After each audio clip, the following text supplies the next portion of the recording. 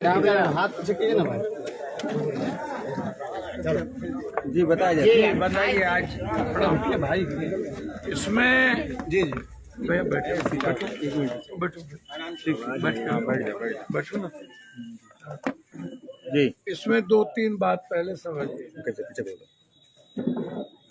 हम इस केस में बहुत बाद में जानकारी मिली, तब तक मेरे पिताजी काफी सीरियस हो गए। बकरीद भी आ गया, हमारे यहाँ 5 महिलाएं डेथ कर गई, कई मर्डर की घटना हो गई। समस्तीपुर में 2 बच्ची को बलात्कार करके एक बच्ची को मार दी गई। उसी दिन मुझको जानकारी इस घटना की, और कई तरह के बातें आ रही थी, जिसमें मैंने कोशिश किया सभी तथ्यों को जानने की।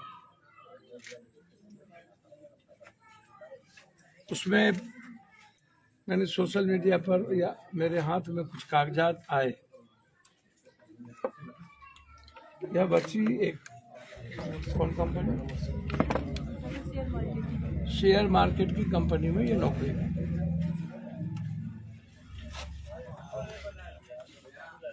चार पांच बातों से मैं इस मुकाम पर पहुंचा हूं। उनका मैंने चैट देखा, विजय झा जी का।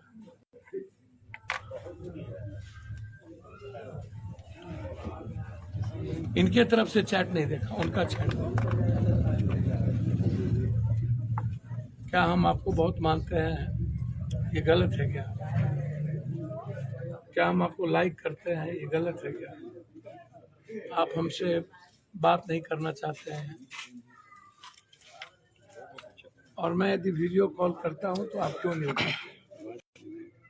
हम आपको देखना चाहते हैं, वीडियो कॉल पर आपको देखना चाहते हैं। इस तरह के कुछ चैट हमको इन्होंने, अभी अपने भाई के माथे पर हाथ रख के मैंने इसको सौगंध खिलाई कि आप की बदनामी हुई, आप क्यों गए? उन्होंने कहा कि यदि मैं बदनामी से डर जाता तो और भी बच्चे के वो हवस हुई है उनसे, जिनका नाम इन्होंने हमको बताया, लेकिन मैं वो नाम नहीं बताऊंगा आपको। इन्होंने सौगंध दी कि आप नहीं बताएंगे, और मेरा कुछ लोग हैं जो, मैंने पूरी तरीके से कोशिश की कि आपके मोहल्ले से क्या आपके अकाउंट में पैसा गए हैं। इन्होंने कहा कि सब कुछ प्रूव्ड है। एक आदमी इस मोहल्ले में है जो शेयर मार्केट में पैसा लगाते थे। जब शेयर मार्केट का रियल अकाउंट पूर्ण हो जाता था उस दिन, तो जो भी इस तरह के कॉम्पिटेंट शेयर मार्केट में लोग थे, उनके अकाउंट पर पैसा मंगाया जाता था और फिर वो शेयर मार्केट में दे दिया जाता था। मैंने आप इनसे पूछा कि इस मोहल्ले का कोई 5 नाम 10 नाम? उन्होंने कहा कोई एक नाम नहीं, सिर्फ एक नाम जो शेयर मार्केट में भी लगा है, उसका प्रूव्ड है। इन्होंने कहा कि जिस दिन हम गए हैं उस दिन मेरे माँ के फोन पर 6 कॉल आया है। माँ ने भी वो कॉल दिखाई कि इनका फोन बंद था, तो माँ ने 6 कॉल इनको किया। 1 लाख रुपया, 3-3 हजार रुपया ये देती थी। बहुत ही जीनियस लड़की हैं। मैंने इनसे पूछा कि क्या आपको बदनामी का डर नहीं हुआ, और क्या मैं इसको मानूं कि आप गलत 364 का बयान दिए हैं? किसी के कहने पर वार्ड में जो विरोधी लोग हैं उनके कहने पर आप, कौन झा हैं, विजय झा को फंसा रहे हैं। बोला यदि हम विजय झा जी को फंसाते हैं तो क्यों मैं जाता जांच के लिए हॉस्पिटल? यदि हम हॉस्पिटल जांच के लिए गए तो इसका मतलब है कि मेरे साथ घटना घटी, इसीलिए मैंने ये हिम्मत की। मैंने कहा कि आपको परिवार का डर नहीं हुआ? बोला मेरे आने के बाद मैं माँ सबसे बातचीत की, तब हमने निर्णय लिया कि हमको विजय झा के खिलाफ, तो इन्होंने एक बात और कही कि 1 लाख रुपया जब मैं नौकरी करता हूँ, पिता भी मेरा नौकरी करता है, मैं 1 महीना में नहीं दे सकता था, तो कम से कम 2-3 महीना में तो मैं दे ही देता, 2 महीना में दे देते।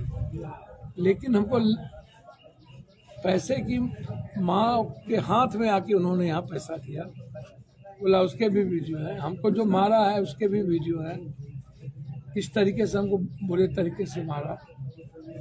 और पैसे के लिए लगातार उस दिन बुलाना 6 कॉल करके कि आज मुझे पैसे की जरूरत है, आप आके देख लें और बात करें। इन्होंने कहा कि एक होता है लालच, दूसरा होता है जौहरत। जौहरत में 1 लाख रुपया लिए, यदि लालच की बात होती तो हम किसी भी कीमत पर 1 लाख रुपया के लिए लालच, एक लड़की यदि शरीर बेच भी देगी तो फिर वो हिम्मत नहीं करेगी कि अपनी इस बात को जाके दोहरा करके इंडोर्स को 364 का कोर्ट में बयान दे और खुद जा करके अपना मेडिकल करवाए। मैं जब ऐसे चीज़ों में पहुंचा और मैं समझा, तब मुझे लगा कि नहीं, निश्चित तौर पे यदि मुझे थोड़ा भी शक होता, उसके बावजूद अब वो कौन है मुझको पहले भी पता नहीं था, ये बच्ची कौन है आज पता चला कि बच्ची कायस्थ समाज से आती है। हमको तो पहले ये समझ में नहीं, हमको लगा उस मोहल्ले में लोगों ने कहा कि बैकवर्ड क्लासेस के गुप्ता, बनिया, ये लोग चौरसिया, कर्मा, ये ज़्यादा है। वार्ड काउंसलर जी का पता हमको चल गया कि कौन है, वो जिनसे संबंध रखता हूँ, यहाँ के एमएलसी साहब से रखते हो, या पूर्व किसी विधायक से रखते हो, या एमपी से रखते हो, या पप्पू यादव से रखते हो, मेरा वो मैटर नहीं है। संबंध किसी के किसी से हो सकता है, लेकिन जिस तरीके से इस बच्ची के साथ इनके अनुसार जो ये बात कह रही है और जो कोर्ट में चला गया है, एक रिपोर्ट मेडिकल भी उस अनुसार, मुझको समझ आता है 164 के कोर्ट में बयान के बाद, हाँ 164, हाँ 164 में कोर्ट में बयान के बाद, उसके बाद जिस तरीके से ये इन्वेस्टिगेशन, एक लड़की कह रही हो कि मेरे साथ हुआ, तो मेरे साथ हुआ तो उसका जांच मेडिकल भी है, उसका जांच मोबाइल लोकेशन भी है। मोबाइल लोकेशन से तो आप जांच कर सकते हैं ना, क्या वो लड़की उस वक्त वहाँ थी या नहीं थी। विजय झा के रूम, जहाँ पर विजय झा जी का ऑफिस है, क्या उस लड़की का मोबाइल लोकेशन वहाँ है या नहीं। एक दूसरी चीज, विजय झा जी वहाँ है कि नहीं, उसका मोबाइल लोकेशन वहाँ है कि नहीं। 2 सीसीटीवी है। 3 उसके बाद हम बात कर रहे हैं। और चैट 2 तरफा होता है ना, तो विजय झा जी को चैट दिखाना चाहिए कि लड़की हमसे चैट कर दी थी, लड़की का मन था। मैंने इनसे पूछा क्या आपकी फ्रेंडशिप थी, क्या आपको 1 लाख रुपए के चलते आपको मजबूरन फ्रेंडशिप करना पड़ा। इन्होंने कहा मेरा मोबाइल है, आप चेक कर ले, जांच कर ले। यदि उन्होंने चैट किया तो हम भी चैट किए होंगे ना, या हमारा उनसे लंबा यदि कोई इस तरह की बातचीत होगी तो हम आधे घंटे कभी कभी बातचीत किए होंगे, या रात्रि में डे नाइट यदि कोई बात होगी तो बातचीत होगी लड़की और लड़का के बीच या किसी के भी। इन्होंने स्पष्ट कहा कि आप सब कुछ जांच बिल्कुल क्लियर है, लेकिन जांच इतने दिन 164 के बाद इतना घटना घटती है बलात्कार का, या हमको समझ में नहीं आता है। इस कंट्री में यदि इस तरह के कोई आरोप नेता पर या बड़े लोगों पर लग गया होता तो उसका मीडिया ट्रायल हो जाता। एक दबंग आदमी एक गरीब परिवार की बच्ची जो अपने घर के छोटे भाई माँ का परवरिश करता हो और उसके बाद लड़की खुद जा करके कह रही है कि मेरे साथ गलत जबरदस्त।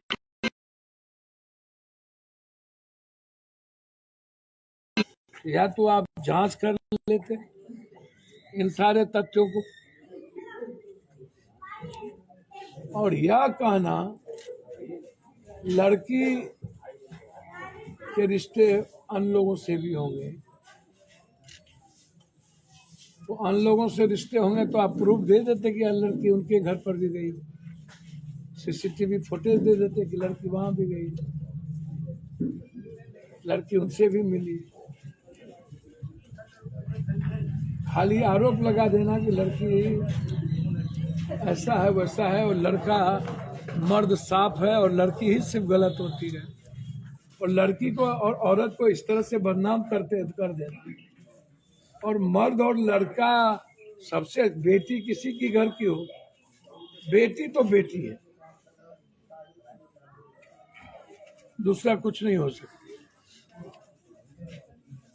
मैं जांच चाहता हूं कि उस वार्ड काउंसलर के मोबाइल पर कितना बार दिन में यहाँ के लोकल एमएलए या एमएलसी या जो भी जिसके फोटो वायरल हो, कितने बार एक दूसरे की बातचीत होती, कितने बार विजय झा जी एमएलसी के घर जाते हैं या मिलते हैं, वो भी सीसीटीवी में होगा।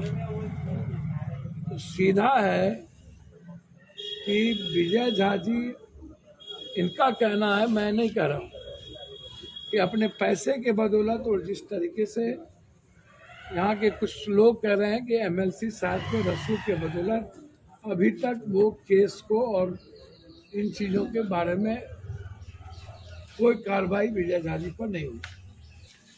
मैं इस मुद्दों को, मुझे तो कभी कभी आश्चर्य होता है कि सिविल सोसाइटी का, या वो जो महिला अपने को कहती है कि मैं महिलाओं के लिए कैंडल जलाती हैं, आती हैं, इतने बड़े घटना, इतना बड़ा सामने में 164 का बयान हो और ये कह रही हो कि जबरदस्ती, मैंने स्पष्ट पूछा सहमति या जबरदस्ती, इन्होंने कहा सहमति होती तो मैं क्यों जाता। मैं उसी दिन महिला थाना ये गई है माँ के साथ, यदि उस दिन ये नहीं गई है तो महिला थाना में सीसीटीवी फुटेज है, घटना भी उसी दिन का, इनका जाना भी उसी दिन का। ये तो सारे तथ्य जांच के विषय यदि उनको था तो इतने दिनों में, और उसके बाद इस मोहल्ला के महिलाएं और नागरिक यहाँ की मुजफ्फरपुर की चुप हो जाए, और मीडिया भाई जो एक दुनिया के सबसे क्रांतिकारी होते हैं, इस बच्ची को न्याय ना मिले, तो मैं तो बहुत क्लियर हूँ इस मामले में। पप्पू यादव का बेटा हो या पप्पू यादव हो, कोई हो, यदि इस तरह की हरकत किसी के द्वारा हुई हो तो मैं सीधा इसमें स्पीडी ट्रायल चाहता हूँ, इस बच्चे की सुरक्षा चाहता हूँ,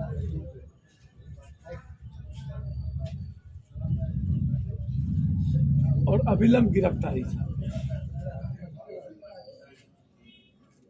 मैं सिर्फ आपसे इस बच्ची के न्याय के तथ्य पर मैंने आपसे अपनी बात कही,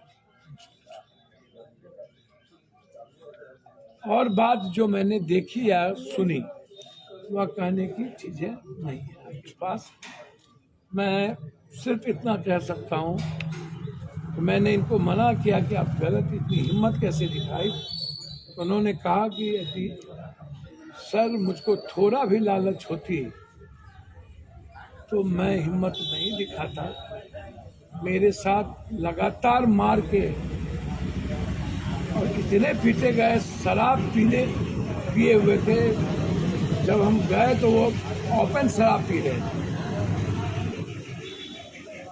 तो अब तो मेरे पास अंतिम में सिर्फ इतना है कि 164 के बयान के बाद और पोस्टमार्टम के बाद कुछ भी नहीं बचता है जांच के लिए। और उसके बाद यदि अभी तक इस तरह की चीजें नहीं हुई तो ये बात डीजीपी भट्टी से लेकर सीएम के नॉलेज में मैं दूंगा। मैं आपको बहुत क्लियर आपको कह रहा हूं कि यदि सही है तो पप्पू यादव पिता की तरह इस बच्ची के साथ खड़ा है। मैं उम्मीद करता हूं यहाँ के सब नागरिक और बुजुर्गों से कि आवाज यदि बंद होगी तो नेता आवारा हो जाएगा, सड़क यदि सूनी होगी तो संसद और विधानसभा आवारा हो जाएगी। मैं सिर्फ इतना कहूंगा, हम सब लोग मिलकर इस बच्ची के न्याय के लिए, यदि उन्होंने इनके साथ इस तरह की ज्यादती, इनके भावनाओं को मैंने जो देखा, मुझे लगता है कि निश्चित तौर पर यह घटना पूरी सोच समझ करके पहले से यह उस प्रवृत्ति के साथ, और वो मन बना चुका था कि मुझे इनके साथ एक न एक दिन घटना करना है, और उनका सोच इन्हीं के साथ नहीं है, और भी जगह पहले हो चुका है। इसीलिए एसपी साहब अविलंब कार्रवाई करें, हम छोड़ने वाले नहीं। धन्यवाद।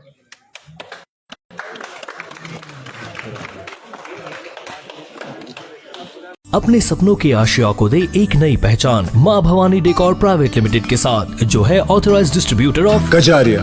देश की मिट्टी से बनी टाइल से देश को बनाते हैं, और जहां मिलती है सभी प्रकार के Indian and imported granite, marble, sanitary एवं कोटा स्टोन का अनोखा एवं आकर्षक संग्रह। माँ भवानी डेकोर प्राइवेट लिमिटेड मतलब a complete floor solutions. New 0 mile Dadar road, Muzaffarpur. Call 9934753111।